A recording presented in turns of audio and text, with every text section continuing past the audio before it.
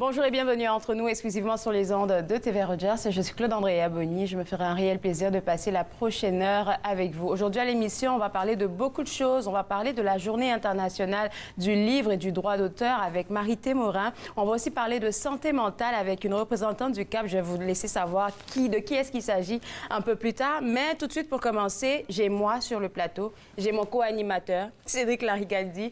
On a aussi Gabriel Major-Marotti de la LCBO. Et Cédric disait tantôt que c'est la meilleure journée du mois pour lui. Parce que on se retrouve tous les trois pour faire des dégustations. Aujourd'hui, tu veux nous parler de deux affaires différentes. Alors, on va commencer avec ces vins-là qui sont des... Beaujolais. OK. Donc, on continue le tour de France. Donc, on se rappelle, on avait fait Bordeaux. Le mois dernier, on avait fait Bourgogne. Puis je me disais, donc, on avait mentionné l'Alsace, qui est au nord de la Bourgogne. Puis je pensais, on allait passer rapidement à Beaujolais aussi, qui est juste au sud de la Bourgogne. Alors, on va avoir ce vin-là en avant. Je pense que je vais le mettre ici pour que la caméra puisse le voir. Et puis, tu vas m'expliquer pourquoi ce choix aujourd'hui. OK. Donc, Beaujolais Village, c'est nos deux vins comme gamme d'entrée dans le Beaujolais. OK. Le cépage est différent de la Bourgogne, bien que le climat soit assez similaire. C'est un cépage qui s'appelle Gamay. Okay? OK. Le Gamay, c'est quand même un cépage que...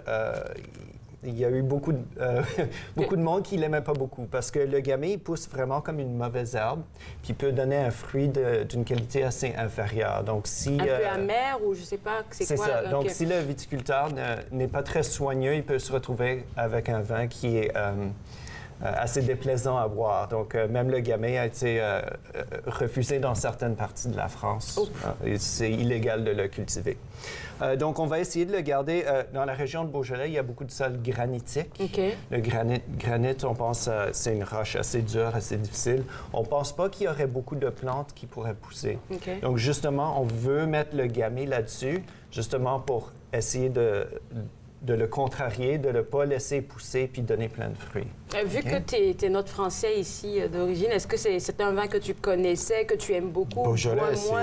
le Beaujolais en France, c'est le début, c'est la fête du printemps ou de l'arrivée du printemps. OK.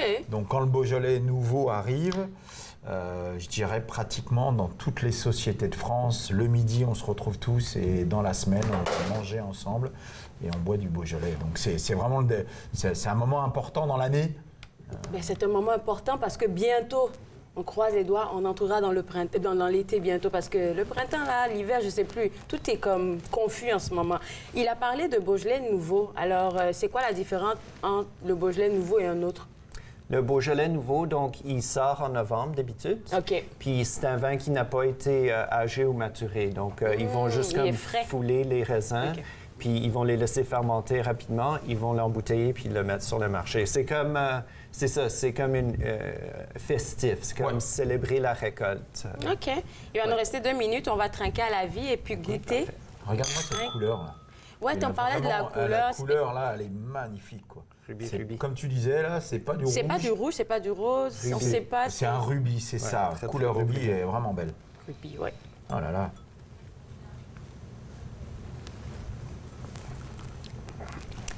Il y a quelque chose qui, comme l'arrière-gauche, je sens quelque chose, je sais pas c'est quoi. Des petites Aidez-moi. fraises. Ah.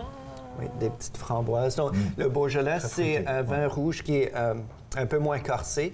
Il est comme mi-corsé, un peu plus délicat. Puis il y a un goût un peu amer en arrière. C'est moi Comme ou tous c'est... les vins. Il y a Comme toujours un petit côté Mais acidulé. celui-là un peu plus, non? Non, moi je le trouve Peut-être très parce bien. que j'ai pas petit déjeuner ce matin, je sais pas. Bah, c'est sûr que c'est toujours plus agréable avec le palais d'avoir quelque chose à manger à côté. Définitivement. Mais moi je le trouve très très bon. OK. Ah oui. Il va nous rester 1 minute. On pourrait commencer par parler de ce deuxième-là et puis ensuite, on pourra aller à la pause. Important à noter, donc Beaujolais Village, c'est des vins comme fruités puis pas très corsés. OK. Mais il y a 10 villages dans la région du Beaujolais qui peuvent donner leur nom. Puis ça s'appelle les crus Beaujolais. OK. OK? Donc, on pense à Brouilly, Régnier, Saint-Amour, Fleury. Le plus puissant, c'est celui-ci, c'est le Moulin à Vent. C'est Donc, le deuxième même ici. cépage, OK. oui, c'est ça, c'est 100% gamay, mais il est élaboré plus comme un Bourgogne, puis il ressemble beaucoup plus à un Pinot Noir. Donc, s'il y en a qui aiment les Beaujolais, mais qui aimeraient quelque chose d'un peu plus juste un peu plus corsé, un peu plus intriguant, ce serait dans ces appellations-là. Est-ce qu'ils sont disponibles dans toutes les succursales de la LCBO, ces vins-là? Oui, parce que je sais que... OK, parfait. Alors, il va nous rester 30 secondes. Je pense qu'on va peut-être terminer nos verres et puis on va inviter les gens à visiter le www.lcbo.com pour pouvoir avoir accès à ces deux vins qui célèbrent l'arrivée du printemps. Oui, c'est ça qu'on avait dit. C'est ça, allez. OK. Les fruits...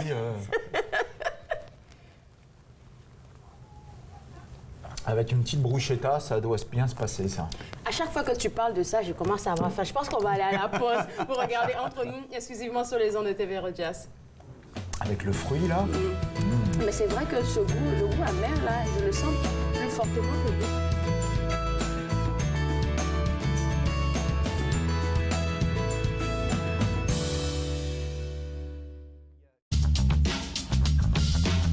Cette émission est présentée par Télé Élan. Vous êtes enfin aux commandes.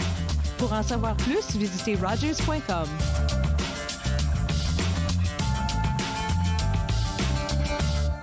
Quand tout s'est arrêté, nos divertissements se sont rétrécis à la grosseur de nos écrans. Avec la majorité des mesures sanitaires levées, la vie reprend son cours et nos artistes retournent finalement sur scène. C'est l'occasion d'encourager notre langue, notre culture et tout ça passe par les arts de la scène. Les salles de spectacle membres de Réseau Ontario disposent maintenant d'équipements spécialisés pour rendre les lieux sécuritaires pour tous. Ensemble, en personne, c'est tellement mieux. Il est question de partage et d'entraide, d'action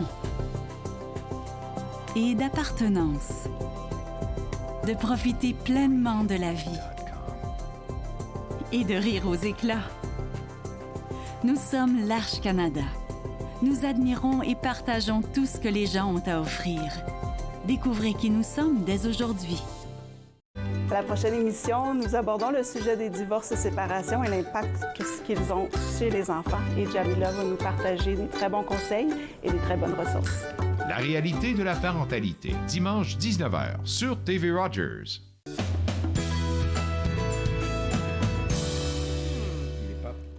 De retour entre nous, exclusivement sur les ondes de TV Rogers. J'ai toujours avec moi notre expert de la LCBO qui nous fait découvrir des merveilles, donc des vins.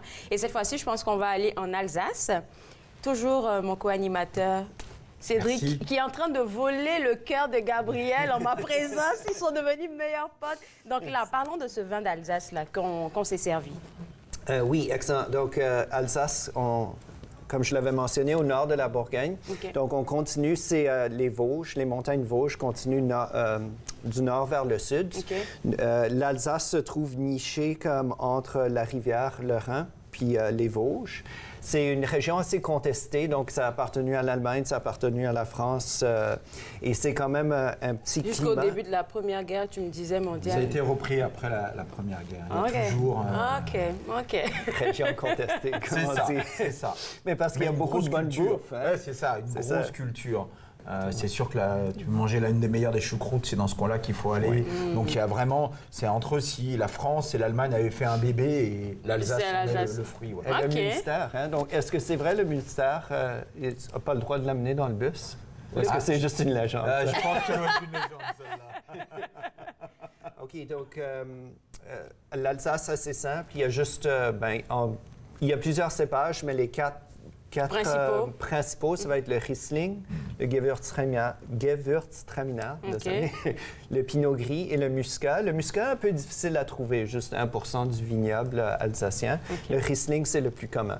Mais donc, tu m'as demandé de parler un tout petit peu de ce qu'on est en train de déguster. Donc, ça, c'est vraiment rare. C'est pour ça que... Puis, je pensais que ce serait dans tes cordes. Donc, c'est pour ça que je l'ai choisi pour la dégustation. OK. Si je dis vendange tardive, en tout cas, je pense que c'est un terme qui s'explique. Ouais. Comme c'est assez facile. OK. Mais ici, c'est sélection de grains nobles. Donc, en plus de faire une vendange tardive des raisins, on va aussi, si on est chanceux, on va avoir une genre de pourriture, qu'on dit pourriture noble, qui va s'installer sur les raisins. Puis, on va le laisser... Quand t'as dit pourriture, j'étais comme, OK. Ben, il y a la pourriture noire, puis grise, puis ça, c'est très, très mauvais. Donc, ça détruit la récolte. OK. On ne peut pas Noire s'en et servir. grise. Mais la pourriture noble, donc, c'est un type de champignon qui ne va pas endommager le raisin.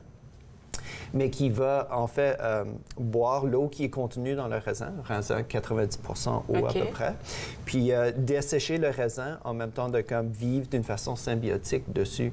Puis on a remarqué il y a quelques siècles qu'on pouvait vendanger ces raisins-là, puis les fouler, puis en faire un vin de dessert qui est extrêmement bon.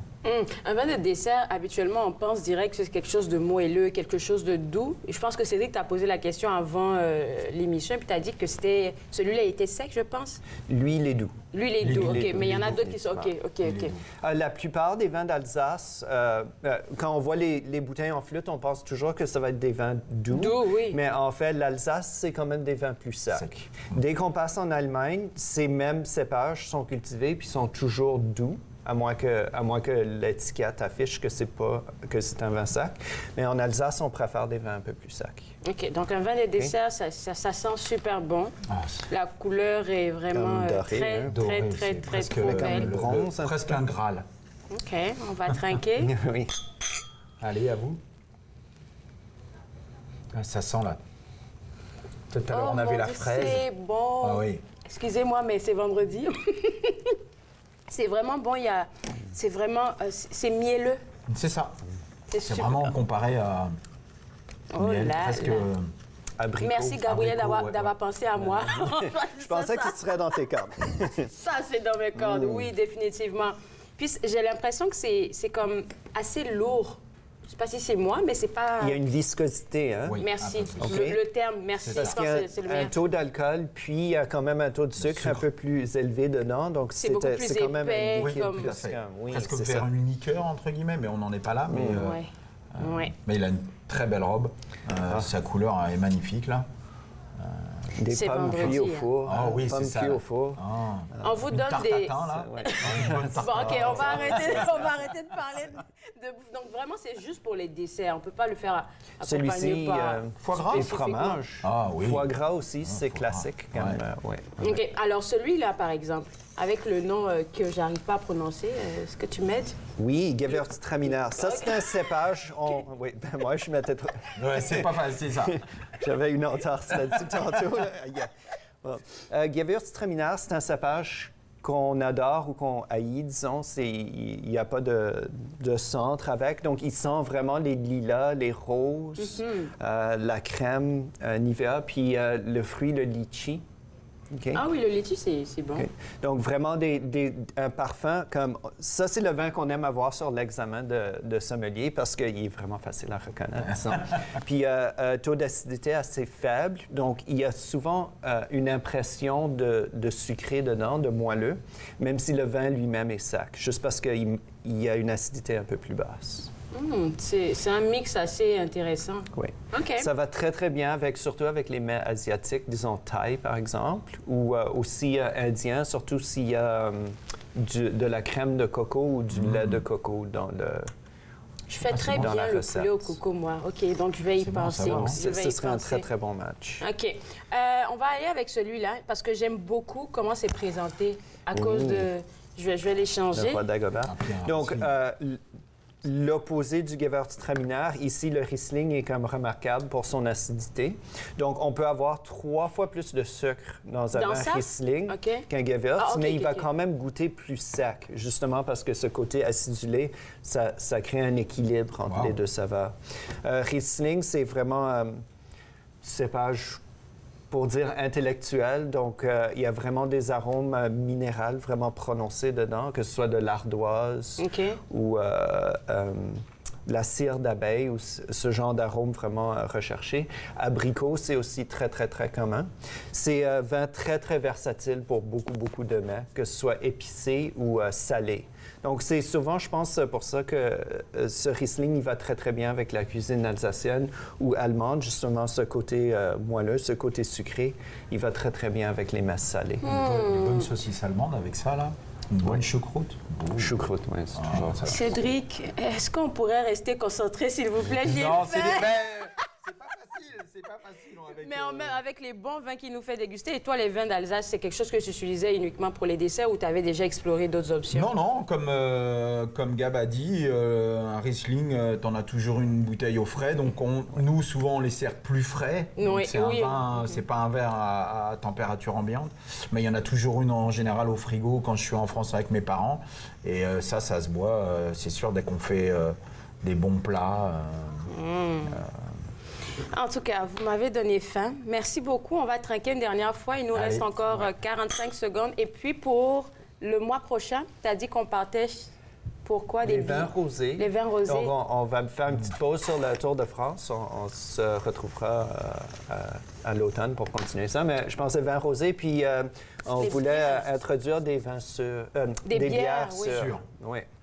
Ça serait intéressant parce que moi, je ne suis pas tellement bière, mais tu m'as dit quelque chose sur les bières sûres que ça serait intéressant. Donc, bonne dégustation pour mai.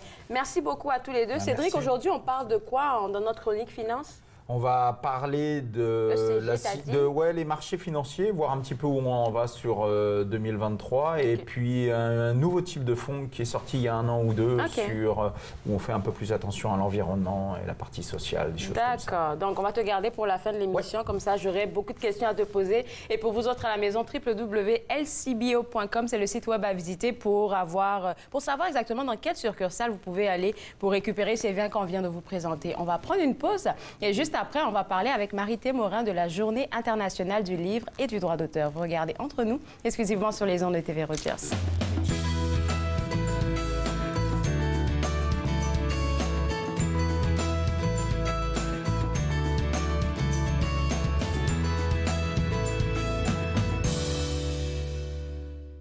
Je m'appelle Chef Marc Miron et je vous invite chaque semaine dans ma cuisine. Je vous ferai découvrir des recettes, des plats, des techniques provenant du monde entier. C'est à ne pas manquer. Passion Cuisine, lundi 13h30 sur TV Rogers.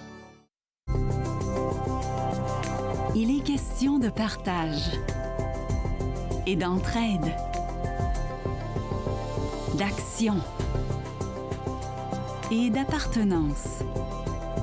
De profiter pleinement de la vie et de rire aux éclats. Nous sommes l'Arche Canada. Nous admirons et partageons tout ce que les gens ont à offrir. Découvrez qui nous sommes dès aujourd'hui. Mettons que ma jeunesse n'était pas sans drogue. Je dis quoi, mon ado? J'aimerais qu'il vive sa jeunesse sans avoir peur de me parler de drogue. C'est possible?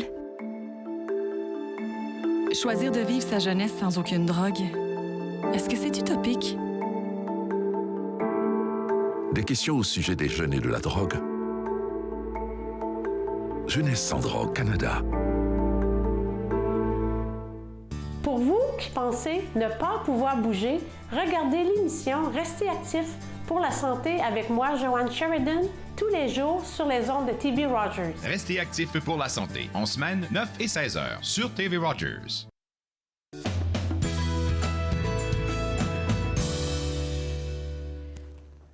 De retour entre nous, exclusivement sur les ondes de TV Rogers, on parle de la Journée internationale du livre et du droit d'auteur avec Marie-Thé Morin, que j'ai eu la chance de rencontrer, de travailler pour une belle production de Réseau Ontario. Merci beaucoup d'avoir accepté de venir ici. C'est un grand plaisir. Je sais que tu es super occupée, mais tu as pris le temps pour venir nous parler de cette Journée internationale-là. Où est-ce que tu as écrit le mot franco-ontarien dans ce contexte? Mais avant ça, j'aimerais qu'on parle de tes différents chapeaux. Autrice dramatique, romancière, traductrice, scénariste, conteuse et parolière. Comment tu arrives à gérer tout ça?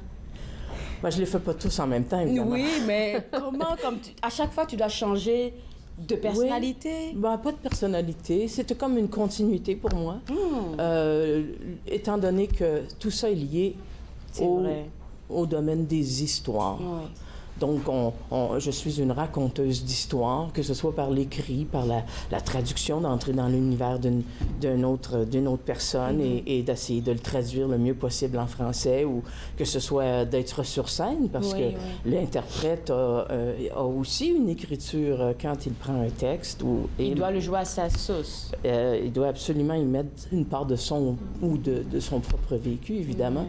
Donc, pour moi, c'est toute une continuité de le fait de de raconter des histoires. Oui, le fait de raconter des histoires. Et quand tu parlais de traduction, ça me fait penser à Mishka Lavigne, avec qui j'ai parlé hier, qui a traduit, je ne sais plus, une œuvre qui est en train de tourner en ce moment à Toronto. Puis je lui posais la question de savoir, en tant que personne qui traduit, est-ce que tu vas aller vers des sujets qui te touchent particulièrement, ou bien tout ce qu'on te donne, tu essaies de voir si ça va avec ton feeling, ou bien tu es déjà comme... Je ne sais pas si tu comprends ma question. Oui, je comprends. Carré.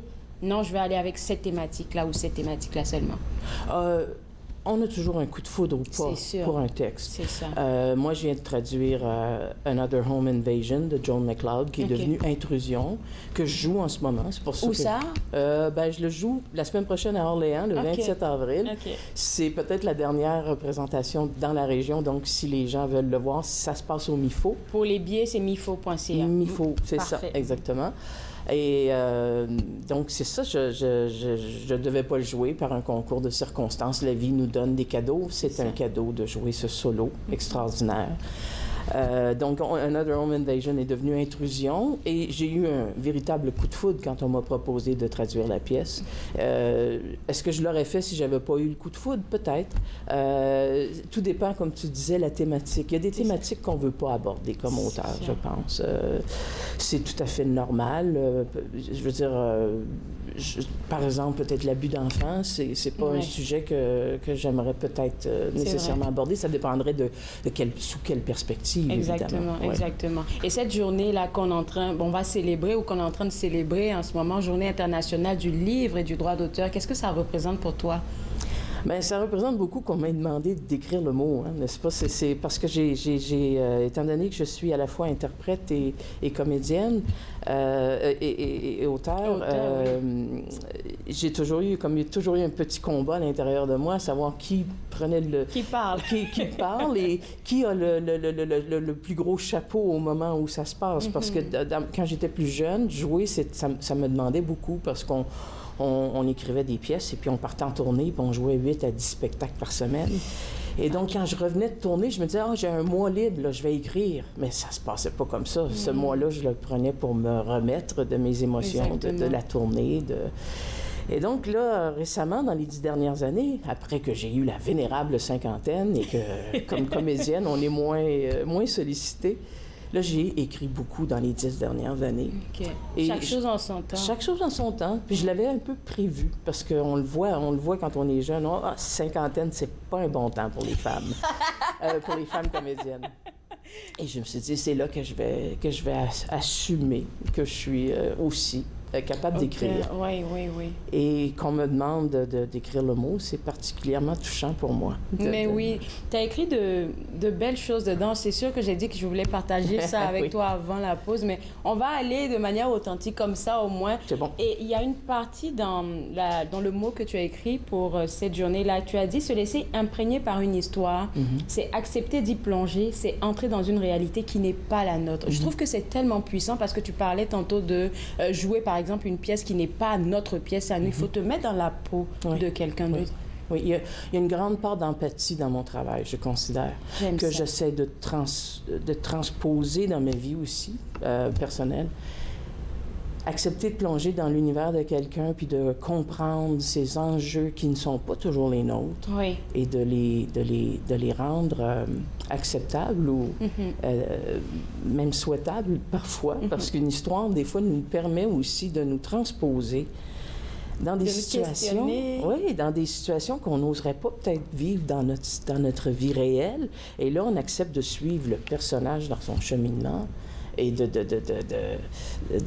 d'aller avec lui vers des situations qui peuvent paraître intolérables dans la vraie vie. Et là, ça nous permet d'avoir une perspective. Si j'étais à sa place. Si j'étais à sa place, oui. Qu'est-ce que je ferais? Oui, c'est vraiment que ça pousse à la réflexion. Et le deuxième, il y en a 3 finalement. Le deuxième, c'était, tu as écrit, pour moi, l'écriture est un état où l'on abolit les frontières en toutes les dimensions et entre toutes les différences. Ça, là, pour moi, c'est fort, parce qu'on peut le voir dans le monde de la littérature franco-ontarienne. C'est pas juste des franco-ontariens de souche. On a beaucoup de diversité. Je pense directement à Blaise Ndala, qui est aussi auteur. Oui, puis on parle de toutes les diversités. Oui, c'est ça, exactement. Maintenant, je veux dire, quand j'ai commencé, il n'y avait pratiquement pas d'infrastructures dans les années 80 pour la littérature. Aujourd'hui, on a des infrastructures. On a les éditions Terre d'accueil, par exemple, qui permettent aux écrivains de l'immigration d'avoir un lieu pour publier leurs livres. On a aussi les personnes de différents genres et la relève. Exactement. Il y a de la place pour beaucoup de gens et moi, la pluralité, c'est quelque chose qui, je crois, est indispensable à un écosystème. Parce que quand on regarde la nature, il y a différents écosystèmes qui nous permettent de vivre et c'est la même chose pour les arts. On a besoin de ces écosystèmes-là. Définitivement. Pour comprendre l'autre, pour bien respirer puis vivre ensemble. Donc, c'est ça aussi. Ouais. Et quand tu parles de la relève, là, ça me fait penser, c'est quoi le regard que toi, tu as personnellement sur cette relève-là? C'est sûr que les gens qui font du théâtre ici dans la région, il y a beaucoup de... Je ne vais pas te nommer de nom. Non, qui t'a nommé tel nom, mais il y en a beaucoup qui sont très impliqués dans les conseils scolaires. Et je trouve que c'est assez intéressant d'aller chercher les jeunes assez tôt. Parce qu'il faut préparer la relève à tout ça. Oui, on a toujours fait d'ailleurs. Dans le théâtre franco-ontarien, les artistes sont toujours allés dans les écoles pour donner des ateliers. Partager. Ouais. On jouait nos pièces dans les gymnases. Je veux dire, on n'avait pas de salle pour aller dans les petits villages partout en Ontario. On allait dans les gymnases pour apporter la culture directement et on a toujours les discussions avec les élèves après. Et, maintenant que je suis un peu plus âgée, je me fais dire, vous savez, j'ai vu une de vos pièces quand j'étais petite. Et là, ça me fait prendre un coup de vieux, mais en même temps, je dis, c'est ça, c'est la transmission du savoir, de passer les choses à la nouvelle génération. C'est tellement important parce que le monde va continuer après nous. Exactement, exactement. Puis il faut qu'il continue le mieux possible et qu'on puisse léguer une petite part de ce qu'on croit qui est juste, qui est bon, qui est empathique, qui nous rend humains, c'est absolument primordial et indispensable. Je t'aurais demandé le rôle d'une femme dans le monde du théâtre, mais tu sais quoi, je pense que je vais prendre rendez-vous avec toi pour une autre discussion dans un autre contexte. Ça serait tellement un grand plaisir. Merci beaucoup. Et puis déjà, je vais inviter les gens à aller lire le mot franco-ontarien pour la Journée internationale du livre du droit d'auteur. Tu l'as tellement bien écrit. Je le lisais hier et j'étais remplie d'émotions. C'est pour ça que j'ai fait sortir toutes ces petites phrases-là dont on a discuté. Il y a tellement de choses que tu as déposées dedans. J'imagine que ça a remué des choses aussi à l'intérieur de toi. Ça nous force à une réflexion. Hein, quand on fait un exercice comme ça a l'air très simple, mais il faut se poser la question, qu'est-ce que j'ai vraiment envie de dire et qu'est-ce que la littérature m'apporte réellement dans ma vie? C'est ça. Marie-Thé Morin, merci beaucoup. On se revoit très bientôt. Je prends rendez-vous avec toi et pour les gens à la maison, www.aaof.ca. C'est le site web à visiter si vous avez envie d'avoir accès à ce qu'elle a écrit pour la Journée internationale du livre et du droit d'auteur qui se fera le 23 avril. On va prendre une pause et juste après la pause, on parlera de santé mentale. Vous regardez Entre nous, exclusivement sur les ondes de TV Rogers.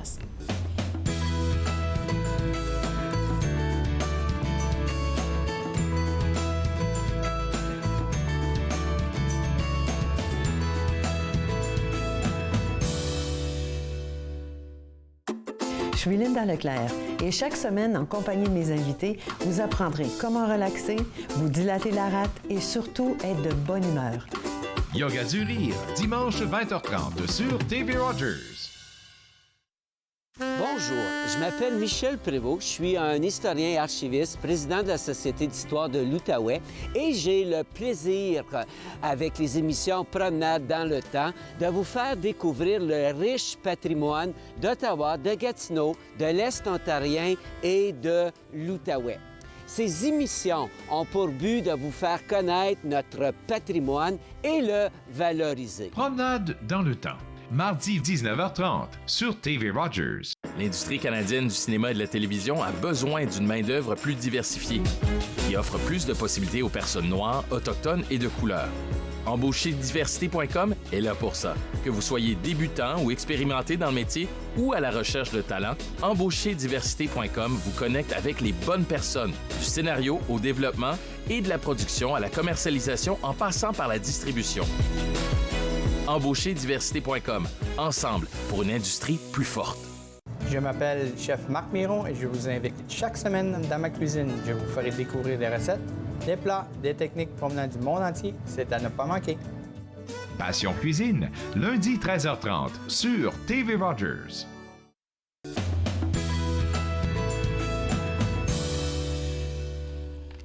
De retour entre nous exclusivement sur les ondes de TV Rogers, on parle de santé mentale et de jeunesse parce que je pense que la santé mentale et puis les jeunes, c'est pas des choses dont on parle très très souvent. Quoique je pense que c'est quelque chose qu'ils vivent, surtout avec la pandémie. Hanan Abdelmajid du Centre Le Cap, est-ce que tu as des statistiques ou bien, je sais pas, des données à partager avec nous, surtout avec la pandémie qu'on a vécue? Comment les jeunes l'ont vécue? Ben écoute, la pandémie, elle est là, on n'en parle plus, mais c'est pas... Ouais, c'est pas totalement parti. C'est ça, c'est pas parce qu'on n'en parle plus que les répercussions ne sont pas là et qu'elles vont pas se faire ressentir pendant les années à venir. Donc, il est clair que les jeunes et les enfants et les familles, donc toute la communauté francophone ou toute la communauté en son entièreté a ressenti cela et va ressentir cela. L'impact va se perpétuer. OK. Ouais. Donc, il est important justement de se positionner par rapport à cela et c'est pour ça que le CAP ou bien les autres organismes de santé mentale œuvrent pour offrir des services appropriés. Et aussi, il est important de mentionner que ces jeunes ont été impactés. C'est comme si on leur avait volé 3 ans de leur vie. C'est sûr. Définitivement. C'est sûr. N'oublions pas l'impact que ça a eu sur leur vie académique, leur éducation, leur vie sociale. La vie sociale. Ouais. Donc, ils ont dû se voir amputés de ces 3 années et se réadapter. Et pendant cet isolement, sa période d'isolement, il y a eu plusieurs impacts. On ne peut pas fermer les yeux devant cela. Et c'est pour ça aujourd'hui qu'on met les bouchées doubles. Ça me fait penser à une invitée qui me partageait une fois en privé. Ça m'a fait, même pas en privé, je pense en ondes. Elle a dit que son fils, il était, quand la pandémie a commencé, il avait 14 ans. Ben là, il sort, il a 16 ans. Et ben là, il pense déjà à comment il va s'organiser pour faire son cours de conduite. Puis était comme, le jeune, il a même pas vécu ça, ce petit temps avant de passer à ce semi-âge adulte-là. Puis il se sentait frustré à sa place. Puis j'imagine qu'il y a plein de parents qui se trouvent dans cette situation. Définitivement. C'est pour ça que j'utilise le mot voler. C'est comme si on leur avait arraché ces 3 ans et puis personne n'est en mesure de leur faire... redonner ou je sais pas, ouais. Exactement. Donc, il faut déjà comprendre leur réalité. C'est difficile aussi pour les parents parce que moi-même, en tant que parente, j'ai traversé cette pandémie. Moi aussi, j'ai subi cette pandémie. Donc, essayer de se mettre à leur place, essayer de comprendre et de valider leurs sentiments, ça aussi c'est important. Et comprendre, valider, tu dis bien ça, ouais. C'est important de valider les sentiments parce que, disons-le bien, en tant que parent, des fois on est impatient, on est happé dans le mouvement de la vie et c'est là que se crée le fossé entre les parents et les enfants et les parents et les jeunes. Donc on outille les parents, on outille l'enfant et le jeune, mais il est impossible d'aider l'enfant et le jeune sans aider son entourage et sans avoir l'approbation et la validation de son entourage. Alors, qu'est-ce que le Centre Le Cap fait pour pouvoir aider ces jeunes-là et les parents aussi à pouvoir, comme je dirais, mieux les encadrer pour qu'ils puissent se sentir à l'aise, par exemple, d'aller parler, par exemple, à son parent, comme tu l'as dit, pour que ses parents puissent valider, ils soient capables. Parce que ça doit être difficile pour les parents aussi de valider les émotions de leurs jeunes. Tout à fait. Alors, ce qui est important, je viens de le mentionner, c'est que si on veut aider un enfant ou un jeune, il faut d'abord l'aider lui. On ne peut pas juste l'aider dans une salle de thérapie enfermée et puis lui dire, voilà, je t'ai aidé pendant 2 heures de temps, tu peux aller, tout va bien aller. Non, on doit déjà comprendre sa réalité et c'est là qu'est l'importance d'intervenir avec des personnes appropriées. N'oublions pas qu'il y a toute la palette de la communauté diversifiée et riche. Oui. Dépendamment de comment la communauté perçoit la santé mentale. Ça aussi, c'est important. J'aime comment tu l'envoies parce que c'est sûr que... Et puis, j'en parle très souvent avec une autre chroniqueuse qui nous parle de santé mentale. Pour certaines cultures, il ne faudrait pas qu'on se mente. C'est tellement tabou que ça n'existe pas, finalement. Alors que c'est là. J'aime bien ton mot. C'est inexistant. C'est une chimère. C'est une réalité alternative. La santé mentale, c'est un caprice. Dans certaines zones du monde ou dans certaines communautés ou dans un certain contexte, c'est un mythe. C'est juste un caprice que l'enfant fait ou que l'adolescent fait ou que le jeune adulte fait pour éviter ses responsabilités. C'est pas parce que nous, on l'a pas vécu et on n'a pas eu l'espace de pour le vivre, aussi. exactement, de l'exprimer et d'avoir le soutien nécessaire, que n'ont pas le droit. Et ça, c'est ce qui est beau aujourd'hui, c'est toute la dimension qu'on donne à la santé mentale qui est indissociable de la santé mentale et la santé physique. Oui. Donc, l'enfant ou le jeune adolescent a besoin que ça soit validé par ses proches et c'est là où on intervient. On intervient au niveau de l'enfant.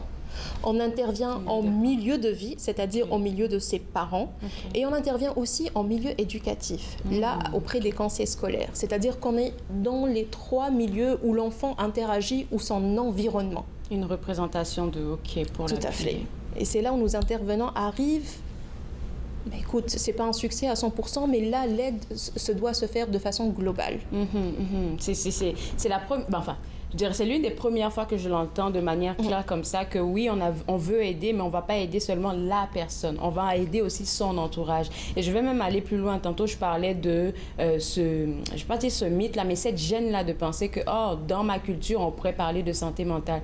Et de plus en plus, on se rend compte que c'est pas seulement dans les cultures, on va dire, africaines, dans les cultures, je vais dire, américaines, dans toutes les cultures. On se rend compte que c'est quelque part un peu tabou. Et je vais aller plus loin en parlant de religion.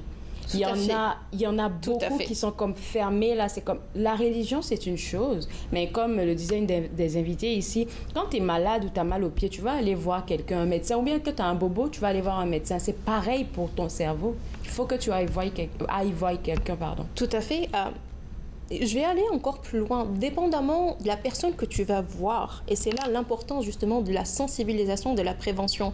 Si tu te sens à l'aise avec une figure religieuse, peu importe la figure religieuse, que cette figure religieuse soit consciente aussi, qu'il y ait des spécialistes qui interviennent au niveau de la santé mentale. Donc, on ne va pas court-circuiter la communauté, la force de la communauté religieuse, bien évidemment, on va la valider.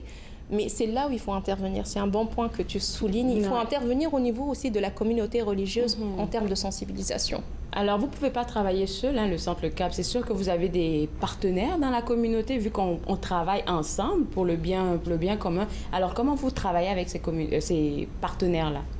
C'est important que tu le mentionnes parce qu'en tant que centre de prévention et d'appui pour la santé mentale, on ne peut pas, avec toute la bonne volonté du monde.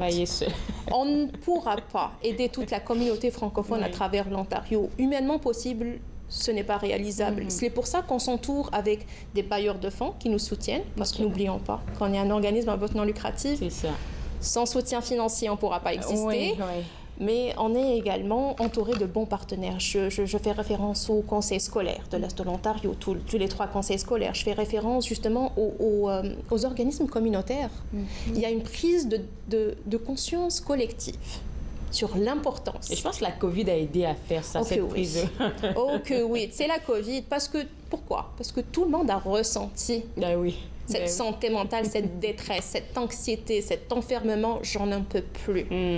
Donc là, ça a vraiment aidé à prendre conscience que la santé mentale, là, c'est pas juste pour les milieux socio-économiques qui de 3e zone ou 4e zone. Ça touche toute personne à un moment de sa vie.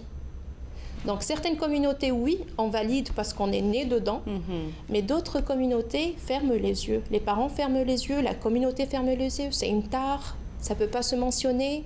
Donc là, on essaie d'intervenir et c'est en collectivité qu'on y arrive. On passe aux immigrants, on passe à la communauté immigrante, à la communauté réfugiée qui enrichit de plus en plus notre francophonie. Faut vraiment le mentionner. Et c'est auprès de ces organismes qu'on arrive à passer le mot et à sensibiliser de plus en plus sur la santé mentale. Très belle chronique. Je ne sais pas qu'est-ce qui m'arrive là aujourd'hui, mais j'ai l'impression que j'ai la plus belle émission de toute la saison. Merci beaucoup, Anan. Je te souhaite une bonne fête du Ramadan. Oui, Parce c'est la que vie d'aujourd'hui. Oui, malgré ça, tu as accepté de venir à l'émission. Merci beaucoup. Et puis, on vous reçoit quand vous voulez pour parler de vos futurs projets. Merci infiniment. Avec plaisir. Alors, pour vous autres à la maison, www.centrelecap.ca, le site web est à l'écran en ce moment. C'est là que vous aurez accès à toutes les ressources et vous serez informés sur ce que le Centre Le Cap fait, non seulement pour les jeunes dont on vient de parler, mais pour toute la communauté dans son entièreté. On va prendre une pause et juste après la pause, on va parler finance avec notre conseiller Cédric Larigaldi. Vous regardez Entre nous, exclusivement sur les ondes de TV Rogers.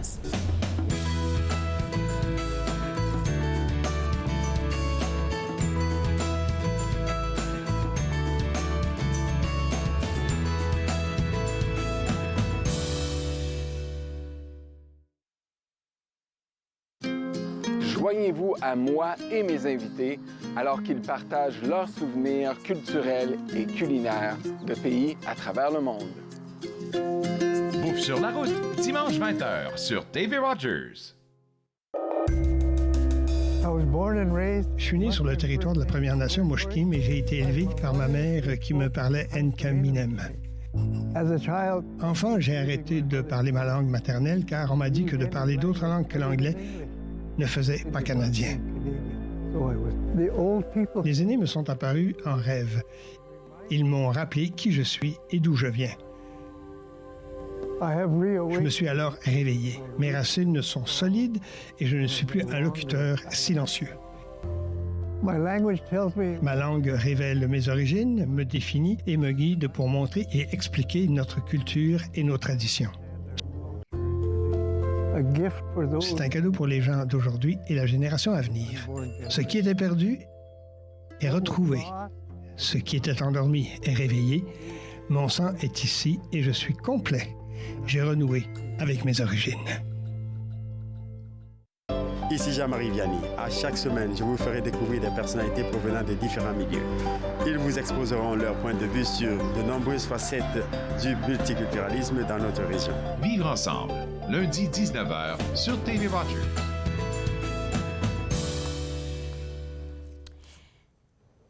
De retour entre nous, exclusivement sur les ondes de TV Rogers, on parle finance avec notre conseiller financier Cédric Larigaldi. Et puis, en tout début d'émission, quand on sirotait le vin, tu as parlé de nouveaux types d'investissements. Je pense qu'on va commencer par ça ou on va commencer? Non, on peut commencer par ça. Alors. Donc, en général, lorsque vous ouvrez votre CELI, votre REER, qu'importe, vous cherchez un fonds qui va donner les meilleurs rendements. En général, c'est ça qu'on cherche. Et souvent, ces rendements sont liés à des entreprises qui, financièrement parlant, réussissent. Donc, on est basé, on n'a qu'une seule direction, quel seul objectif, c'est avoir des compagnies qui réussissent. Cependant, ces compagnies qui réussissent ne sont pas forcément les meilleures. Imaginons que je vous dis, là, cette compagnie vous donne 15% de retour. Elle vend des armes partout dans le monde. Est-ce que vous êtes prêts à... Non. Non. À l'inverse, on a cette compagnie qui fait du forage un peu partout dans le monde pour des mines et qui fait énormément d'argent. Est-ce que vous êtes prêts? Donc, ça a toujours fait partie de vos portefeuilles. Puis, si on veut faire des rendements, on n'a pas trop le choix. Sauf que depuis quelques années, on entend des mots comme société verte, ou une gouvernance un petit peu différente. Et donc là, forcément, au lieu, on a toujours besoin de compagnies qui ont des rendements positifs, parce que sinon, on ne peut pas faire de retour sur notre investissement. Mais on commence à avoir une diversification. Et donc, ce sont des fonds sur lesquels on travaille un peu plus sur la durabilité, l'environnement, la gouvernance, les choses comme ça. Donc, je dirais que c'est arrivé depuis les années 2021, où on commence à voir 2020-2021. Donc, ce sont des fonds qui sont très, très jeunes. OK, donc le fonds, c'est ESG. C'est ça. Environnement, social et gouvernance. C'est l'un des fonds dont tu veux nous parler. Exactement. Alors, parle-nous de ESG. Alors, imaginons que vous avez le choix de plusieurs fonds pour créer votre portefeuille. On va prendre des fonds américains parce qu'on sait que l'industrie américaine et l'économie américaine est forte. On va prendre un petit peu peut-être des choses un petit peu en Europe. Mais là, maintenant, depuis 2 ans, on a la possibilité d'utiliser ce fonds-là. De son fonds-là, on va avoir une vision un petit peu plus écologique. Mais écologique, pas uniquement dans le vert. Donc oui, c'est sûr, on va essayer d'éviter d'avoir des compagnies pétrolières qui vendent de l'arme, des armes ou des choses comme ça, mais ça peut être aussi par exemple quelque chose un peu plus social. Donc on va avoir des entreprises qui ne sont pas gouvernées à 100% par des hommes. Il peut y avoir des entreprises qui disent nous on veut vraiment qu'il y ait une diversification de genre. Donc on veut que à la tête de l'entreprise on ait autant de femmes. Autant d'hommes. Ça peut être aussi des religions différentes à l'intérieur d'une entreprise parce que la communication est importante et les vues sont différentes. Donc on ne parle pas uniquement du vert en disant je vais aller chercher une société qui va travailler un petit peu plus sur l'électricité, les barrages ou l'éolien. Ça peut être aussi ce qu'on appelle justement sur la partie gouvernance, c'est-à-dire que c'est une entreprise qui va très bien, mais si je peux aider plus les entreprises qui feraient attention à leurs employés, alors comparé à des entreprises qui fonctionnent très bien, mais toutes leurs entreprises sont en Inde et ils embauchent des jeunes de moins de 14 ans. Okay. Donc là, on voit un vrai changement, parce qu'avant, on n'avait pas cette option-là. Alors, je veux juste savoir comment il fonctionne, ce fonds-là. C'est-à-dire que, est-ce que c'est mon conseiller financier qui serait l'expert pour m'en parler plus en détail? Tout à fait. Ou bien les gens de la... à la banque, il vous faut un agent financier. C'est-à-dire que vous ne pouvez pas au guichet et la personne qui vous dit vous voulez retirer combien aujourd'hui. Vous avez besoin de quelqu'un qui a eu sa licence, qui connaît ces fonds-là, quitte à qu'il fasse des recherches, puis vous dites j'ai entendu parler de ces fameux fonds. Vous pouvez faire une recherche sur les moteurs de recherche sur Internet. On va vous tout de suite ils vont ressortir parce que c'est un produit assez nouveau et donc nouveauté veut dire potentiellement des retours plus importants dans le futur. Parce qu'il faut savoir que tous ces nouveaux projets sont de nouvelles entreprises. On espère que ces entreprises remplacent les anciennes. Pour pas que ça soit, par exemple, il y a des entreprises qui font beaucoup d'argent, mais ce sont que des hommes blancs de plus de 50 ans qui dirigent ces entreprises. Est-ce qu'on pourrait changer un petit peu ? Et mettre des femmes, par exemple ? Exactement, des femmes de couleur, des religions, parce que c'est pas juste les hommes blancs qui ont raison tout le temps. Et puis là, ça me fait penser qu'à chaque fois que tu nous parles d'un investissement ou bien d'un produit, il y a toujours un petit truc à ne pas faire. Alors, c'est quoi dans ce contexte? Alors, je dirais que, étant donné que c'est nouveau, il faut que ça fasse... Il y a toujours une partie stable et une partie risquée dans votre investissement. Un peu comme un voyage, il y a une partie sûre, vous avez votre hôtel, vous avez vos restaurants, votre billet d'avion. Ça, c'est la partie sûre. Puis il y a une partie risquée. Ouais, mais il y a tel jour, on va se laisser ouvert parce que s'il pleut, on peut faire telle chose. Oui. Et puis, incontrôlable, les trucs incontrôlables. Donc là, il y a une partie un peu risquée. Elle va rentrer dans cette partie risquée. Pourquoi ? Parce que c'est des jeunes compagnies et on ne sait pas encore pendant 10 ans lesquelles vont être les bonnes. Donc, si vous avez, par exemple, 50% de stable et 50% risqué, dans la partie risquée, vous prenez un petit 10% et puis vous les mettez sur ces fonds-là. Ce qui fait que vous prenez très peu de risques à la fin, puisque c'est juste un faible pourcentage. Par contre, c'est mieux d'être plus tôt que plus tard, parce que c'est toujours pareil. Il y a des gens, j'avais entendu, si j'avais su, j'aurais acheté des actions Apple. C'est quelque chose que tu recommandes en ce moment à tout à fait. Okay. Ça peut apporter une diversification. Il y a des gens qui sont pour, d'autres qui sont contre. Si c'est trop tôt pour eux, il n'y a pas de problème. Mais c'est un bon moment pour lancer la conversation et de comprendre comment ça fonctionne. Parce que souvent, la plupart, je dirais tous nos clients, on est d'accord que tant qu'un client ne comprend pas l'idée ou le concept, on n'avance pas plus loin. C'est important de bien comprendre. Mais, tu parles toujours de relations, de confiance. Exactement. Après, on a des grosses entreprises qui sont dans ces fonds-là. Donc, c'est bon. Alors, je pense que pour avoir plus de conseils, on va inviter les gens à t'écrire un petit courriel à conseiller. C'est quoi le courriel déjà que tu nous donnes? Moi, j'ai le site web, mais je n'ai pas le courriel. Cédric@aspirewealth.ca. C'est ça, exactement. Donc, c'est à ça que vous allez pouvoir lui écrire. Mais de toute façon, on va vous le rappeler après la pause. Restez avec moi. Vous regardez Entre nous, exclusivement sur les ondes de TV Rogers. Merci, Cédric.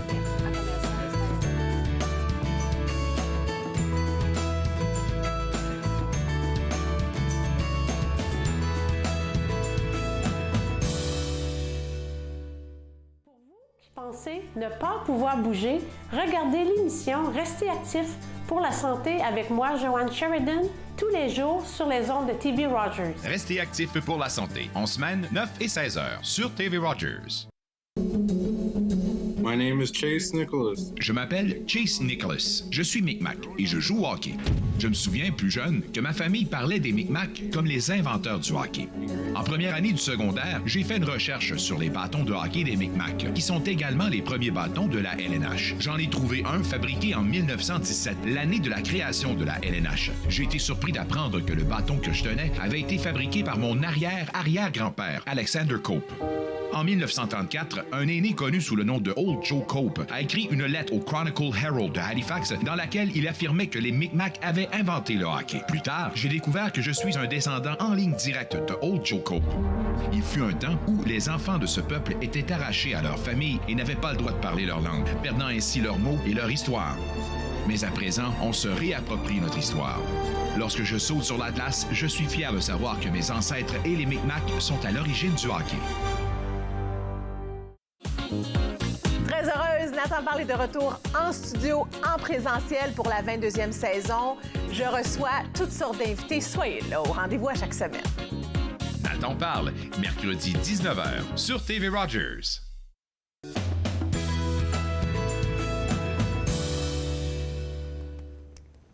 De retour entre nous exclusivement sur les ondes de TV Rogers, on parle toujours avec notre conseiller financier Cédric Larigaldi et cette fois-ci, on va parler d'une mise à jour du marché du printemps 2023. Ce fameux printemps qui tarde un petit peu. Ouais. Mais il s'en vient, ça arrive. On y croit. Alors, qu'est-ce qui se passe? C'est sûr que l'année 2022 a été compliqué, voire très compliqué. Il y a eu des choses un petit peu qui ne sont jamais arrivées dans les marchés financiers. Donc on a la partie fixed income, donc la partie revenu fixe qui est normalement là pour protéger un peu votre parachute, entre guillemets. Et en général, on a des retours entre 1 et 4%. Donc ce n'est pas des gros retours, mais on est là avec une partie revenu fixe, donc on sait que c'est là quoi qu'il arrive. Et en général, lorsqu'il y a une chute de 2%, c'est, je ne vais pas dire un tsunami, mais une chute de 2% dans le revenu fixe, ça commence à faire mal. Qu'est-ce qui se passe? Eh bien 2022, ça a chuté de 12%. Donc là, on se dit mais non, mais c'est pas possible. Probablement jamais arrivé dans les marchés financiers depuis que les marchés financiers existent. Donc ça a été une année de perte. Ensuite, on avait les actions. Et là, les actions ont chuté lourdement, je dirais, selon vos actions, entre 25 et 35% de chute sur les marchés. Donc ça aide pas. Alors on se dit, j'aurais dû laisser de l'argent sur mon compte chèque, parce qu'au moins, j'aurais pas perdu l'argent. Mais avec une inflation à 8%, vous venez de perdre 8%. Parce que si vous aviez une bouteille de vin à $100 et que vous aviez votre $100 sur votre compte chèque, vous pouviez l'acheter. Un an après, avec 8% d'inflation, cette bouteille vaut $108. Et là, avec votre billet de $100, vous ne pouvez plus l'acheter. Donc, vous avez perdu de la valeur.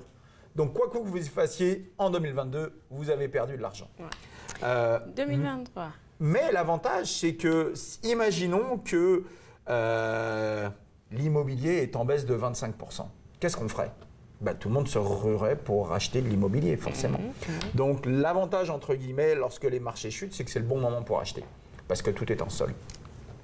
Donc, le début de l'année a été compliqué parce qu'on a toujours ces trois fameux red flags qu'on a dans notre économie, qui est bien sûr la Covid-19, on en a parlé juste avant avec votre chroniqueuse, donc elle est toujours présente, et puis avec la Chine qui avait son fameux zéro Covid, ça a été très compliqué dans la production. On a toujours la guerre en Ukraine, des fois on oublie mais elle est toujours là, et on a cette fameuse inflation qui a commencé... Elle a fait mal. Elle a fait très mal, et elle est toujours là. La seule chose, c'est ce que la Banque du Canada a essayé de faire, c'est de faire redescendre cette inflation. On était à plus de 8% au mois de septembre, on est à 4,3% aujourd'hui. Donc, finalement, ça arrive. Ça veut dire qu'on va dans la bonne direction. L'idéal, c'est qu'on soit aux alentours de 3. Ça veut dire que ça va commencer à être un petit peu plus facile. Donc, on voit une tendance à aller dans le vert. Dans le stable. Et surtout, ce qui faisait peur un petit peu à tout le monde, c'est est-ce que l'augmentation du taux directeur va vraiment aider l'inflation? Ce qu'il faut savoir, c'est que quoi que vous lisiez en ce moment, je dirais qu'il y a 50% pour que ça soit faux. Pourquoi? Parce que... Il y a plein de monde en panique à côté de moi, autour de moi, je vais dire à cause Alors, mais que ça soit dans tout va bien se passer ou tout va mal se passer. Pourquoi? Imaginons, juste 2 minutes, si on vous demande, un ami vous demandait quelle va être la météo au mois de janvier à Ottawa. Bon, sans chercher midi à 14h, on est capable de dire il va faire entre -5 et -15, il va y avoir la neige dehors. OK, ça va être ça au mois de janvier. Et au mois de juin, il devrait faire une vingtaine de degrés, les golfs vont être ouverts, vous allez pouvoir faire des tennis dehors, ça va être super. Parfait. Imaginons qu'il y a une année, il fasse 25 degrés au mois de janvier, pas de neige et que tout le monde joue au golf. Et qu'au mois de juin, pendant 3 semaines, il neige et les stations de ski rouvrent au mois de juin. OK. C'est un peu ce qui s'est passé lorsque la Banque du Canada a augmenté son taux. Elle a augmenté 7 fois en pratiquement 6 mois. C'est du jamais vu. Donc c'est quelque chose qu'on n'a jamais vu. Donc lorsqu'on veut savoir quel temps il va faire, on regarde ce qui s'est passé dans le passé. Et on sait qu'au mois de juin, il fait toujours plus ou moins chaud. OK. Et qu'en hiver, on a de la neige. Sauf que là, on ne peut pas dire qu'est-ce qui va se passer après la hausse, parce que ça n'est jamais arrivé. On n'a jamais augmenté aussi rapidement. C'était une situation pas contrôlée, et donc on ne sait pas le... Comment on dit? Donc, on pense que ça devrait aller mieux, ce qui est en train de plus ou moins de se passer, mais en même temps, on ne le sait pas. C'est pour ça que la meilleure des solutions, si demain, vous êtes invité à un barbecue la semaine prochaine, qu'est-ce que vous allez faire? On ne sait pas s'il va faire chaud ou froid. Donc, vous amenez une petite laine supplémentaire, un petit parapluie et des petites gougounes au cas où il fasse trop chaud. Donc, dans vos investissements, il faut faire pareil, diversification. Diversification. Je te garde avec moi, on en parle après la pause. Vous regardez Entre nous, exclusivement sur les ondes de TV Rogers.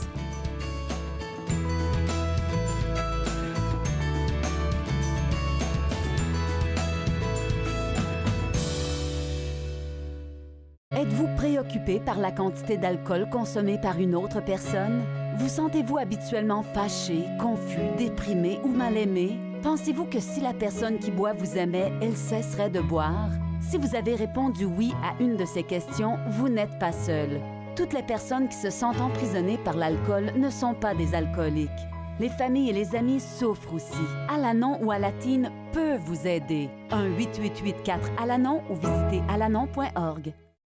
À la prochaine émission de Vivre Ensemble, j'ai le plaisir de recevoir Katia Semius, productrice d'événements. Nous allons parler de son parcours et du Vivre Ensemble. C'est un rendez-vous.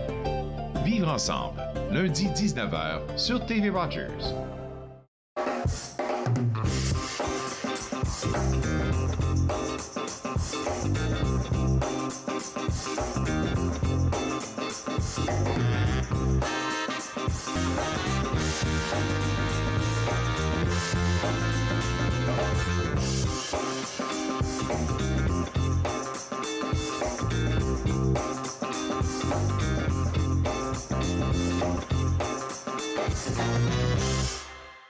À la prochaine émission, nous allons découvrir Lyoto Philogène, aussi connu sous le nom d'artiste King Ash 509.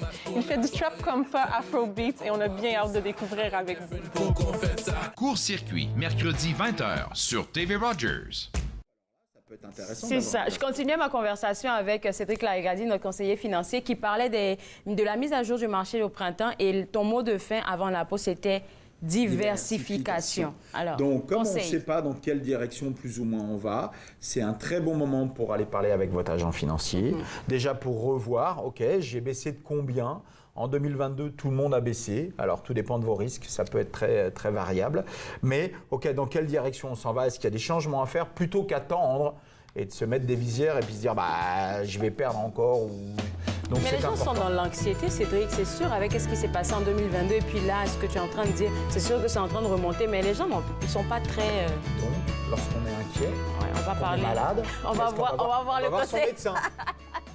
On en discute. Tellement bien. C'est important de continuer la communication et surtout, encore plus s'il y a des petits problèmes financiers. Les institutions financières sont là pour vous aider. Donc, allez en discuter. Je sais que dans certaines... Nous, en France, par exemple, on n'aime pas parler d'argent en famille. C'est un tabou. C'est pas vrai, c'est l'inverse. Vous parliez justement de la dépression ou la santé mentale. Il faut en parler. Si on n'en parle pas, ça va être pire. Merci beaucoup, Cédric. Alors, pour rejoindre notre conseiller financier, c'est aspirewealth.ca et son courriel, cédric@aspirewealth.ca. On se voit bientôt. Bye-bye.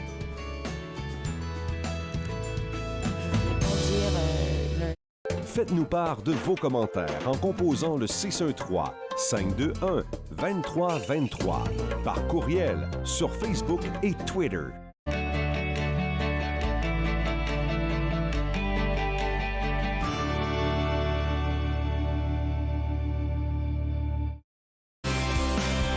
C'est la semaine de l'action bénévole et chez TV Rogers, nous reconnaissons les contributions extraordinaires de nos bénévoles. Tout en créant des émissions locales captivantes, nos bénévoles acquièrent de nouvelles compétences, partageant leurs expériences et leurs points de vue, tout en se tissant des liens d'amitié. Merci aux bénévoles de TV Rogers pour votre engagement continu auprès de nos communautés. La prochaine émission, je vous invite à découvrir deux villes historiques. La magnifique ville de Perth, qui a